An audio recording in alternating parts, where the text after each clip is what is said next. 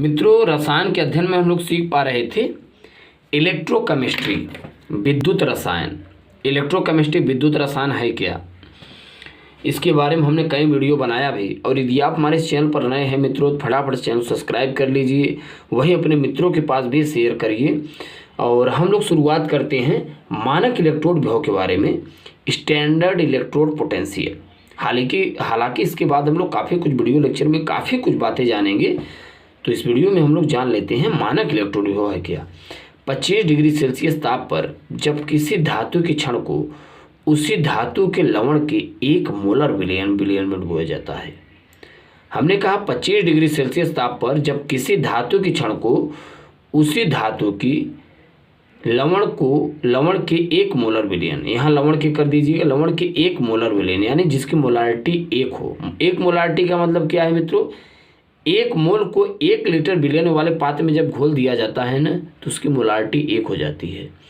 25 degree Celsius अब molarity विलयन का कितना हो, 1 हो, डुबोया जाता है। तब धातु के क्षण और विलयन के मध्य जो विभवांतर उत्पन्न होगा उसे मानक इलेक्ट्रोड विभव कहेंगे, स्टैंडर्ड इलेक्ट्रोड पोटेंशियल कहेंगे। जरा ध्यान दीजिए, यहाँ पर हम आपको बताना चाहते हैं, इसके पूर्व वीडियो लेक्चर में हमने आपको इलेक्ट्रोड विभव के बारे में बताया, वहाँ पे आप जाके समझ सकते हैं इसके बारे में। ध्यान दीजिए, अगर आप जिंक की क्षण को Zn-SO4 के विलयन में डुबोइए तो इस एटमॉस्फेरिक का जो टेम्परेचर है आप 25 रखिए और इस विलयन की जो मोलारिटी है वो आप 1 रखिए।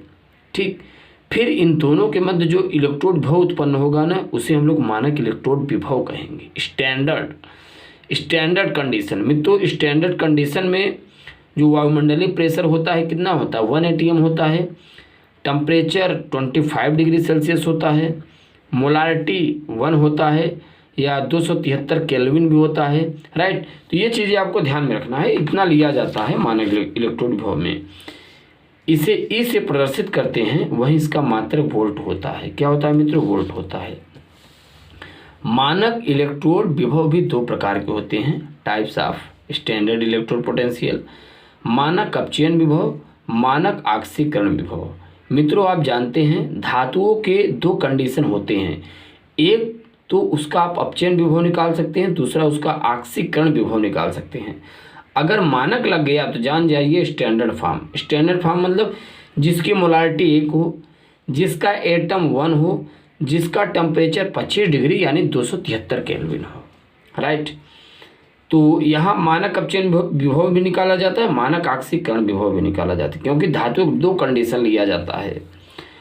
हालांकि मानक अपचयन विभव क्या है, इसके अंतर्गत धातुओं के मानक अपचयन विभव ज्ञात किया जाता है।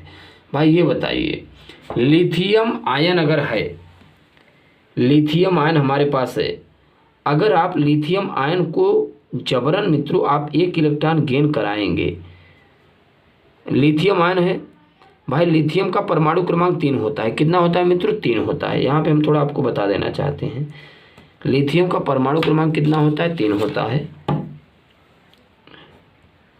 इलेक्ट्रॉनिक विन्यास करेंगे 2,1, बाहरी कक्षा में 1 इलेक्ट्रॉन है।